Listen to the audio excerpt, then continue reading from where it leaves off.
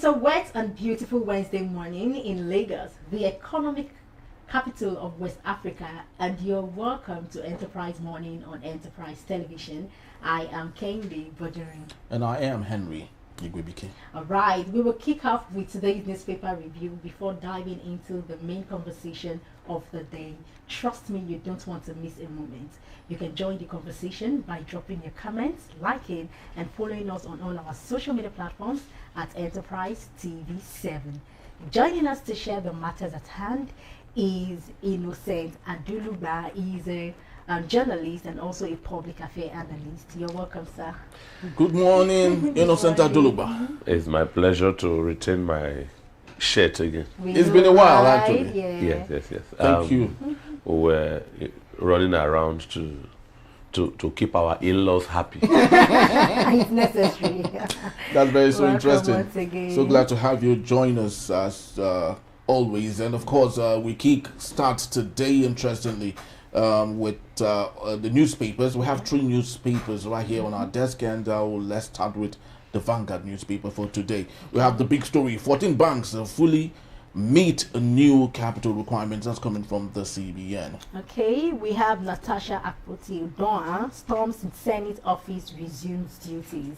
And also on the top strip, we have a new Pengerson kicks against the federal government's planned sale of oil gas assets. Okay, we also have PFN to governments, fix economy, end corruption, empower citizens. And also we have insecurity. Nursing mom abducted, 3 soldiers jailed for selling arms. Wow, to terrorists. Yeah.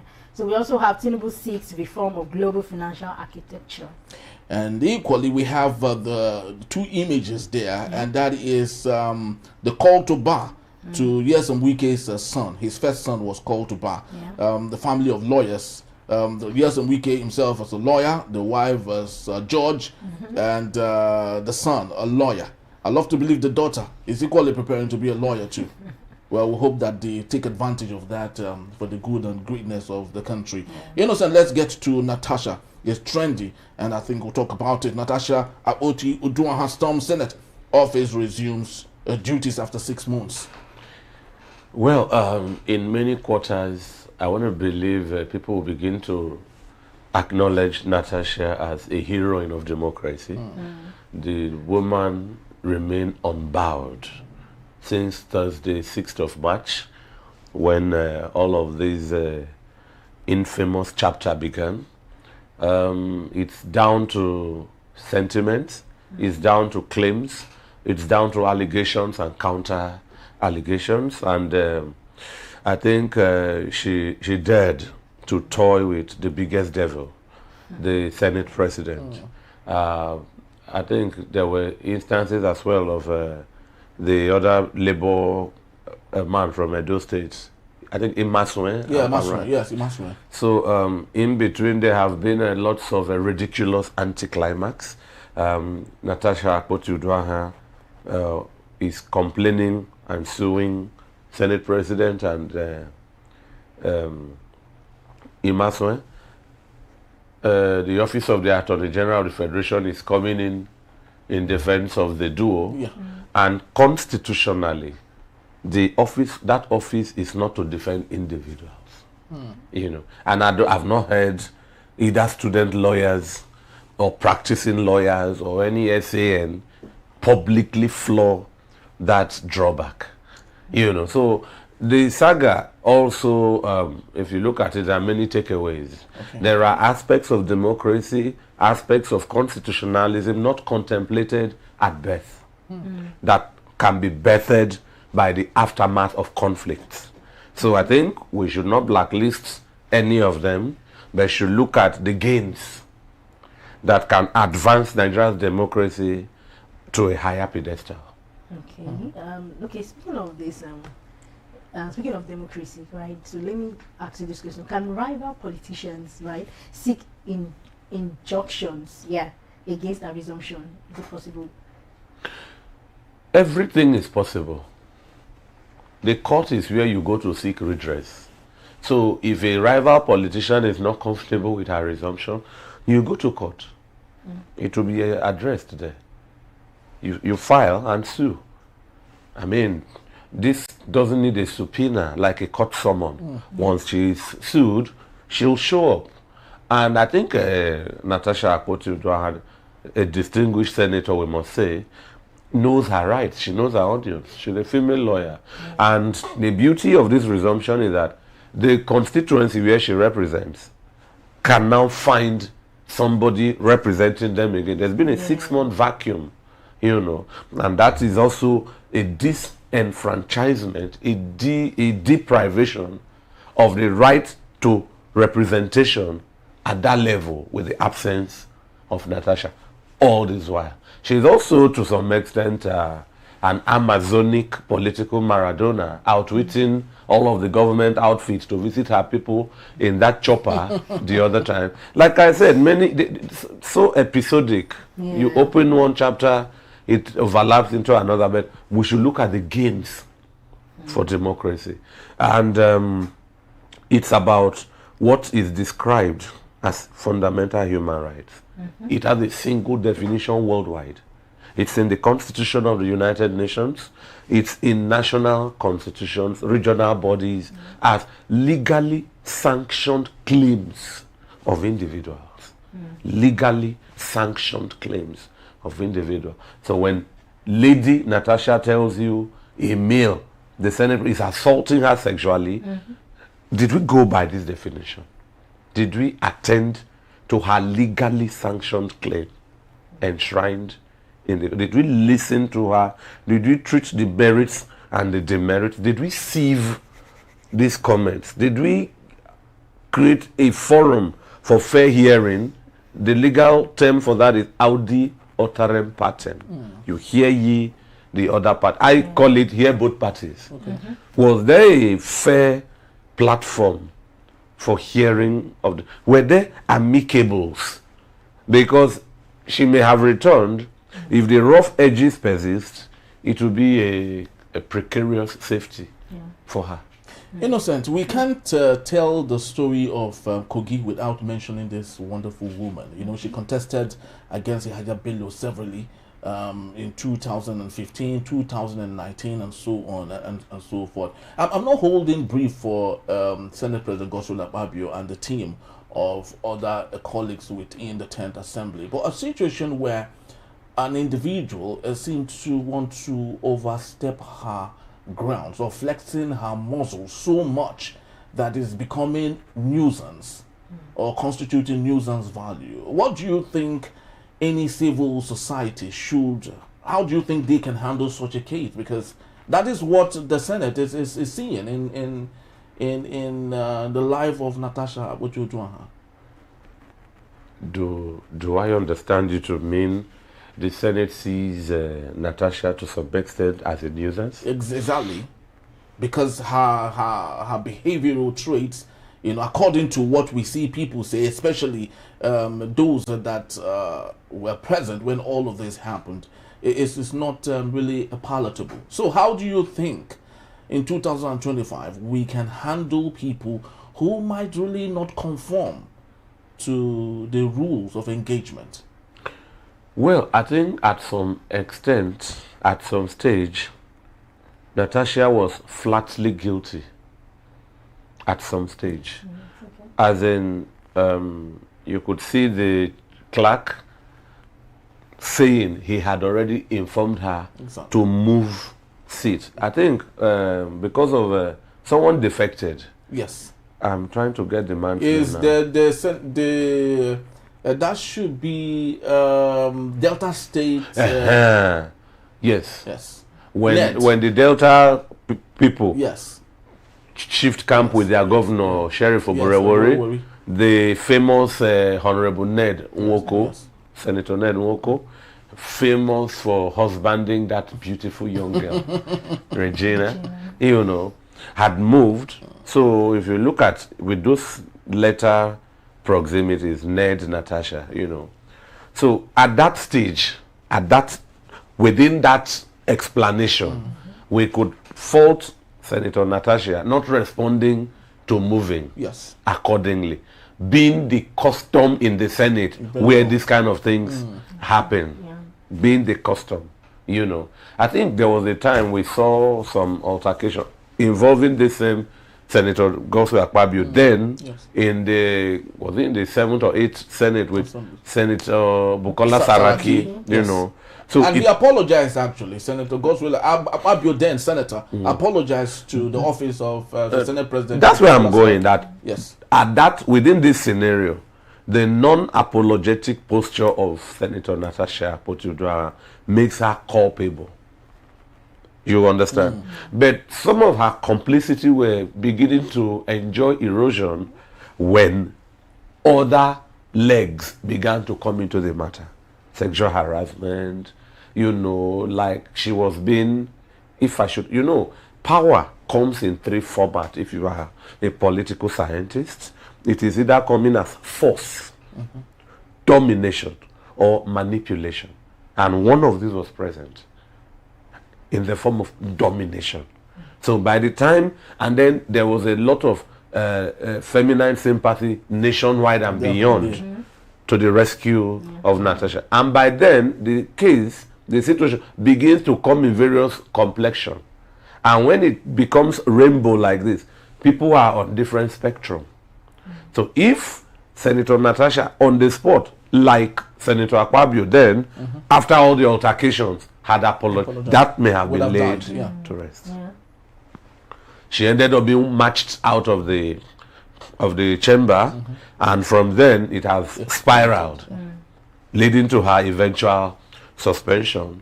So, like I started, I said there are certain aspects not contemplated when rules are made. We should look at all of these and draw inferences, like you use the word, to balance out. The Senate, remember, goes with that word, hallowed. Yeah. It's a hallowed chamber. So it should be the last place for brigandage. All right, awesome. From that story, let's move on to the Punch newspaper for today. Okay. Yes, the Punch newspaper, big story, 8.41 trillion naira oil theft drains economy, fuels investors' doubts. And we have 2 riders, but I'd love to take one for the want of time. Experts fault on lack of arrests. The prosecution in 4 years, zero oil theft. Okay, we also have other stories here. We have Lagos cop woman killed as container crushes tricycle. We also have, okay, we've done this. We also have CBN lowers interest rates, OPS demands credit release. All right, so let's just get to our talking point. 20 billion naira library fund raiser, not for 2027.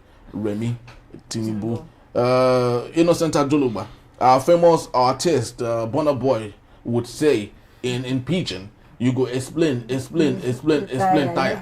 No evidence. At this point, why is the First Lady over-explaining to Nigerians that the 20 billion naira, we're talking about $15 million, contributed to her for her birthday, she said is going to be used to rebuild the National Library in Abuja? She's beginning to over-explain that money is actually not meant for 2027. Who do we believe at this point? Well, like I always say, politics is not righteousness. So she is free to say what she wants to say. Again, it's down to the question, freedom. But in a country that is ravaged by poverty, that amount already makes me dizzy. I've never held even, let me say it in the open, 20 million naira, like in one swoop. I don't know about you. Very well. So when I hear 20 billion, it's dizzying. I want to just sleep and dream, and I'm floating in clouds. So you see, corruption is the use of public office for private gain. The Honorable First Lady, I love her, if she is listening. I was a journalist with Galaxy Television, and I covered her maiden election at Bordello. Humble. She came, she queued like everybody, then went home, took her bath, came and queued to, after the actual vote. When the elections were over and results counted, she brought refreshment for whoever will. That she didn't want to do that earlier, it shouldn't be seen as a form of inducement. So that That endeared me to her person. She may not remember this. In fact, I walked up to her and asked her, would she like us to move her up the queue so she doesn't stand for long and vote quickly? She said no. She will vote when her turn comes. So I found that just in front of her house, there's a polling at Bordelon there. There's a side street there. 2011, precisely. So we cannot accuse her now of corruption, despite my definition. But it is because she was a public person, so to say, that all of these accruals were funneled to her. So are you saying that if it was like a mere person? If it's you, where will you get 20 billion doing birthday? No, tell me. Don't worry, the Lord will do it. It's not a Lord matter. Let's allow God have his rest on a rainy morning. Let's not bring him out to get wet. Do you believe in manna? Do you believe in manna? Yes, no? manna is mannerisms. Let's stop there. But within the topic, it's relational. She is the first lady. She is the sweetheart of our beloved President Bola Tinubu. You need to see that is a tweeted love message. I think Senator Remi Tinubu would have fallen in love over again. And I'm wondering, a maverick politician like President Bola Tinubu is also a professional toaster. You can see the fabrics of the content. So that relationship is where the explanation streams from. She is the wife of the president. The president is open about his intention for 2027. Let's use this word. Haters will begin to point fingers and say, this big money is bounty for 2027. Expectedly, whoever is running for president in 2027 needs a very big financial war chest. So if Mrs. First Lady wants to support her husband with that bounty, I mean, which aspects of the law is she violating? Well, she christened, because the reason why we're raising this concern as people in the media is because the National Library is an asset of the federal government, which was started in 1992, I guess, right? And all the while, every successive government had made money available for that National Library. Unfortunately, you know how we play politics in the country. The money don't get to where it is supposed to get to. Now, don't you think it's okay for her to say, okay, I'm going to create or build my own asset for the good of the nation, but not taking advantage of a national asset as owned by the Federal Republic of Nigeria and raising money for herself to build that asset? And you know, at the end of the day, it will be named Remi Tinubu, library, which is an anomaly. Let's take logic. Okay. Did she, before the donation, say this is a fundraiser for National Library? Yes, that was what she said. Ab initio. Yes, that was the intention. Well, this kind of monies cannot be audited. Of course, they can't. It's not a federal government, state government allocation. So if she does that, she has used her person and good office to raise fund for that. Okay. From where we see it, I would say it's commendable. All right. She could have used any other cause or reason. So if she is doing this, she's coming from extra-governmental route to buffer support for her, the administration of her husband. Because imagine where we are now and the government says we want to raise money for National Library when the smoke from the International Conference Center is yet to settle. So look, it's good to criticize, but this is neither here nor there, and it's difficult to authenticate. So if it's her freedom to say this is for the National Library, it's her freedom to explain, because from the background I've given you, everybody needs money for campaign in 2027. So one or two persons will want to believe that because she is in possession of this money, she mentioning the National Library is diversionary. That's what she wants the public to swallow. This is it. So I think we should take this that she took it upon herself, Mrs. First Lady, Senator Remi Tinubu, to clear the air. It's now down to the level of belief, whether we take her word hook, line, and sinker, or still doubt her. All right. Yes, that's what I think. Okay, so I truly do hope that they would redeem that particular, whoever it is that had made pledge would redeem that. Sheikh Husani, former senator representing one of the constituencies Kaduna in South. Kaduna South, Yes. you know, did say that when Musa Yar'Adua late, the wife, equally did the same thing. She wanted to start off a project on cancer in Abuja. That lots of people pledged, but they were all audio money. Until today, that project is yet to take off. So I truly do hope that all those that have pledged, Tompolo and Tantita and so many other people who pledged, please redeem your pledge so that our First Lady can start off. If you allow me, Yes, the names you just mentioned are people who harvest from the government. Oh, okay. So it's, these are avenues to plow back. Let's use that word, to plow back. Sometimes I wonder from where I sit, with the prolific disbursement of security efficiency by the Nigerian Navy, the Nigerian military across the world, why a government with Nigeria and all of this population will still go and hire a Tantita? And you know for how much, bros?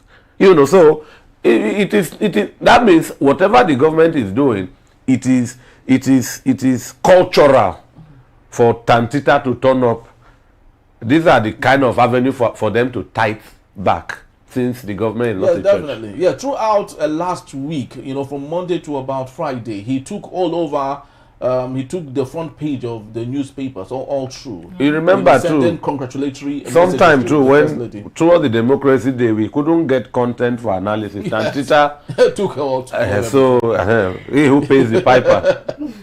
Beautiful. All right. Finally, let's get to. Do you have okay? Let's go to. Yeah, I wanted to come to a question, all right, please but do. I think he has maybe He has to do justice. Yes, to justice to. All right. So let's get to the Guardian news. Yeah, the Guardian newspaper before we call it. So on the Guardian we have. Okay, should we take the big story? Yeah, big story. Okay, wider cracks in world order amid warnings on aid cuts, unions' future. That is the UN at 80, Yes. United Nations at Nigeria. 80. All right, and still on that particular story, or a story on the top strip there, we have Tinubu, handling of INEC's transition will define Nigeria's democracy, says Yaga, and that is a CSO. Okay. Yes, civil society organization, yes. Okay, we have FIRS clarifies borrowing plan, confirms new tax regime from January. And also we have Benue IDP's vow to occupy FCT until normalcy returns. Yes. Okay, should we still take more? Yeah, just take one more, then you can go on with the questions. We also have concerns in Lagos APC as 4 elected female officials die in 2 months. In fact, well, that's a coincidence, actually. Yeah, human angle story. Yes.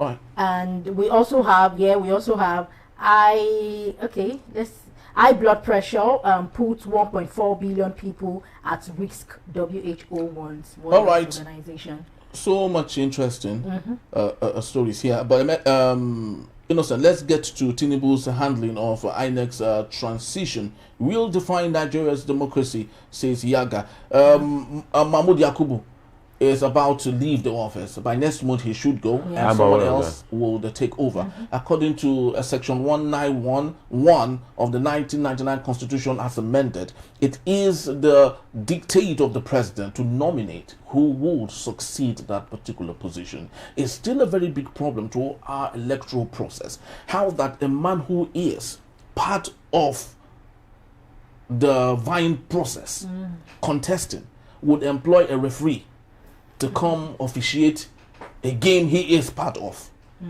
Speak to us. Well, if President Tinubu goes ahead to nominate, he has done no wrong. He has done no wrong. He has not. Is it fair? That's where I can answer you plainly. Okay. Certain things are legal, but are not moral. Explain more. I will. Yeah. The Constitution of Nigeria, or this one, is it from the Electoral Act? No, it's from the Constitution. The Constitution is protectionist of politicians more than the masses. In plain language, the law keeps the political class safe and the masses abandoned. That's the kind of constitution we run in Nigeria. So, but if you go against that constitution, you are a dissident. You are defying the laws of your land. You are wrong legally, and you can be sanctioned, arrested, or prosecuted. But you are right morally. Morals have no police, no guns. So, if you ask me, President Tinubu carrying this out, I don't think he was part of those who wrote this constitution. No, of course not. So he is a beneficiary of the distortions of the constitution. But don't you think morality should be at play here? By who? By who? By himself, knowing that he is part of the game. He should not be employing a referee to officiate the game he is part of. So in this case, who should?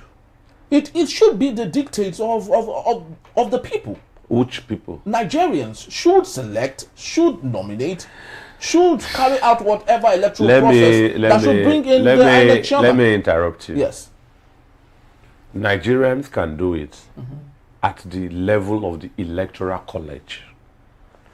An electoral college is a gathering of elected representatives like the National Assembly. Okay. Therefore, if Lagos, we have Honorable or Senator Idiat Adebule from Lagos here. The people she represents are hoping she will speak on this on the floor. Her principal is President Bola Tinubu. Where will she be? How will she speak? Will she speak against that? So, I just said that the law of Nigeria is protectionist of the political class.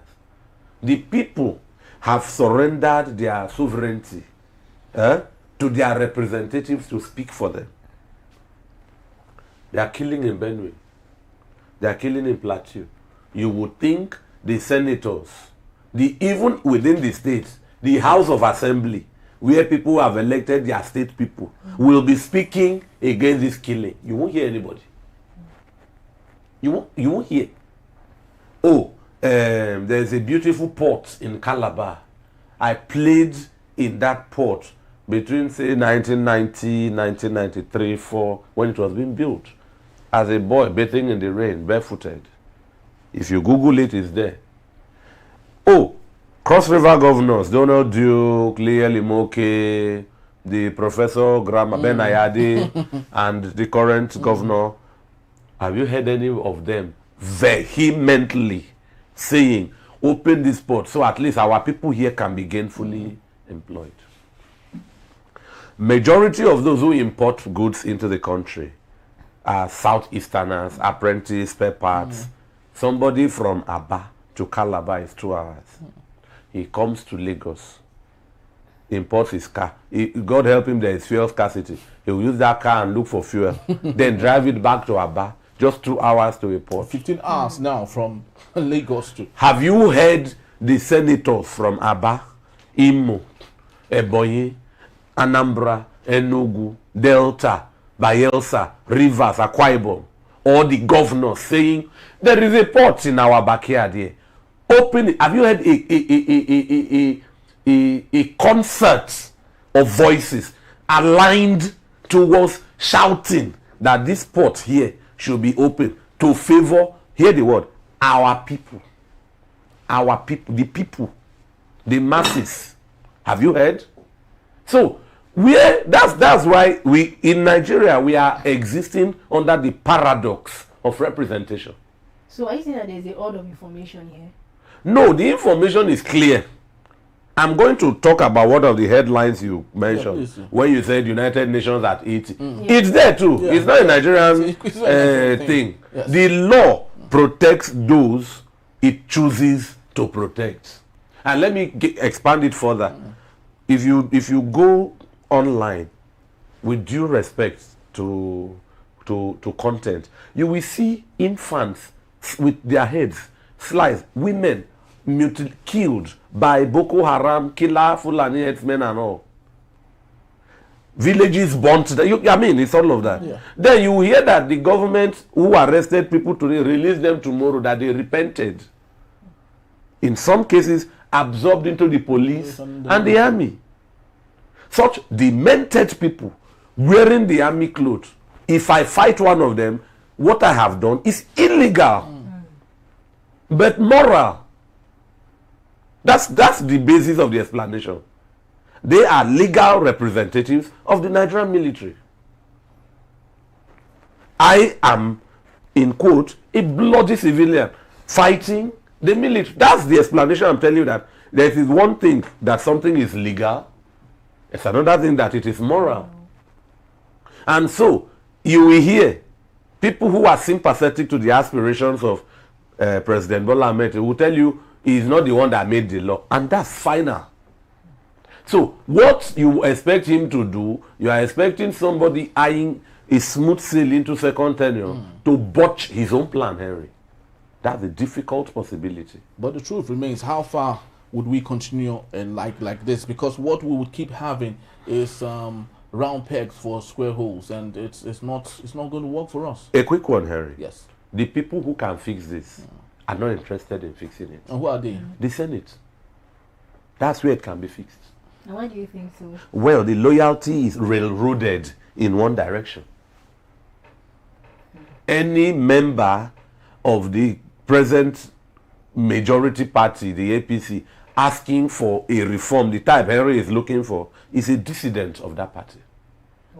Oh, that, I mean, or how else does it look like? So you are thinking moral. It's a sentiment. The law is blind. You need to see that symbol of the law. I used to forget her name. She has a name. Yes, she does. So what we are discussing now is the bondage you and I as Nigerians suffer. And little wonder Nigeria is still very low when it comes to economy, when it comes to infrastructural development, when it comes to politics even, because the way we practice our politics is actually very different. I watched a TikTok videos last night of a Ghanaian parliamentarian who was mocking our democracy in Nigeria and the way we practice it, especially our political parties. He said that only in Nigeria you would see a PDP and APC. Nigerians would vote in favor of the PDP because they feel the APC is not good enough. And when APC assumes office, right? Sorry, when PDP assumes office, those in the APC would now transition and move to the PDP and say they are sorry, right? And mess up the nation for 4 to 8 years. And Nigerians will now say we are no longer happy with the PDP. Let's vote for the APC. Then those in the PDP will now move to the APC. So there's a transition. So all we keep doing is voting the same people. I'm sorry, on that, again, we can be helped by the National Assembly. Because we, the people outside, don't like that type of... If you ask me, I've said it severally here, there should be a law that elected politicians who defect to another party loses their position. Immediately. Elected. If you are not elected, you want to move. Fly away, Peter. You know. Who are those to make the laws? It is those who are specialists in defecting.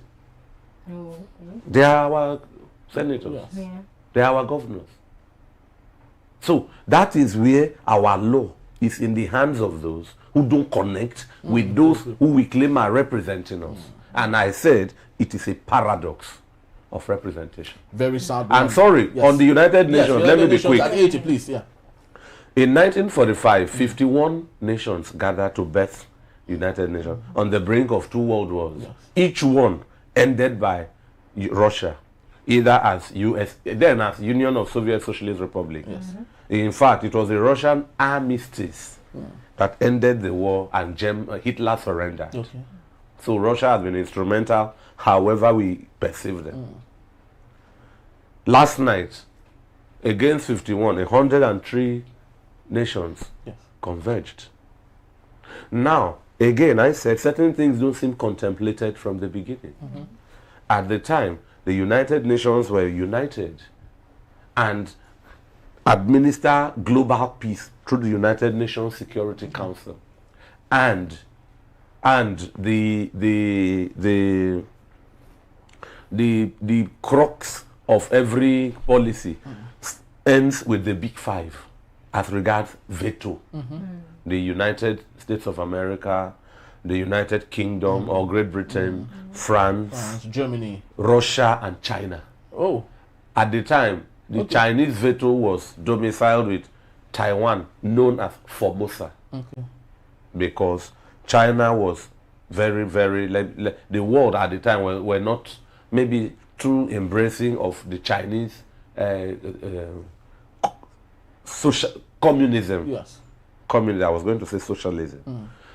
So, in that period, when there is any wahala, imbroglio, war, we've had in Burma or Myanmar, we've had in Angola, we've had in Liberia here and there, we've had wherever. Yeah. The United Nations Security Council will quench it. Today, the United Nations is discussing expanding the Security Council. I want to ask, is there any need? Where is the attraction?